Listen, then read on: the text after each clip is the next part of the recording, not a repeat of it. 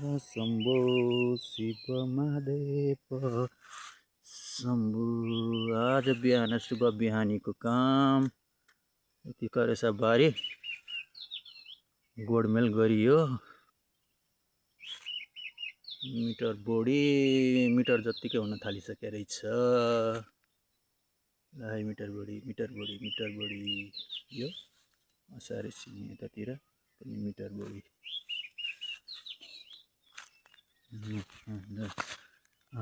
यस्तो रहर लाग्दो भइरहेको छ क्या आफ्नो काममा सफलता पाउँदा खुसी नै हुने लाग्दो रहेछ नि त हैन। यसरी बोटबिटाहरू ल्याएर तरकारी लगाइएको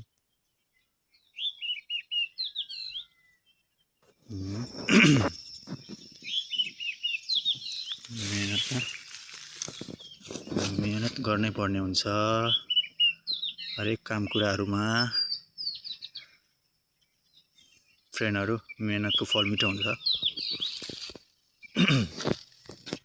यतिर उखु बारी पनि भइरहेको रहेछ।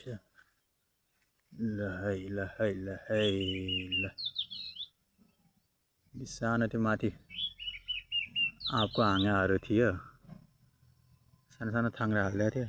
अझ थाङ्रा पुगेन यिनीहरूलाई। म थाङ्रा बाँसको रुख छ यहाँ, बाँसको हल्का टुप्पा टाप्पीहरू सानो काटेर हालिदिनु पर्ने हुन्छ।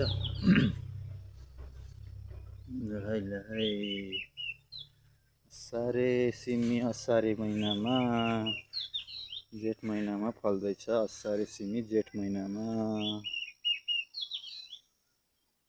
नाम चाहिँ असारे सिमी, तर जेठ महिनामै तरकारी खुवाइदिनु भयो नि त यसले। उतातिर यो चुचुरे बुचुरेहरू पनि खतरा सुताइ हुन्छ के यिनीहरू।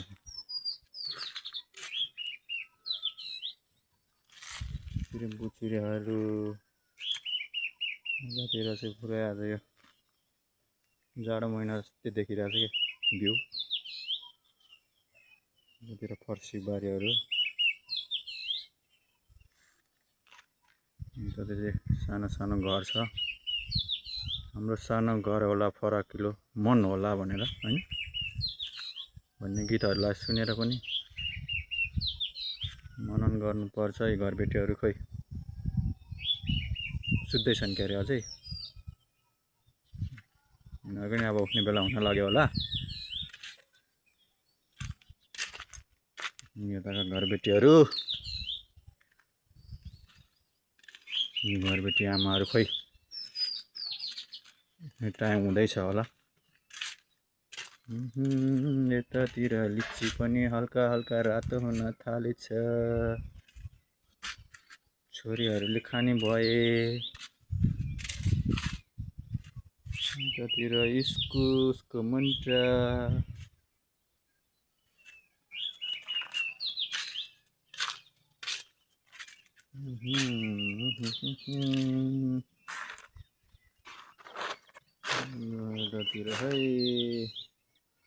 यतातिर सुँगुर पालन भइरहेछ। यता तलतिर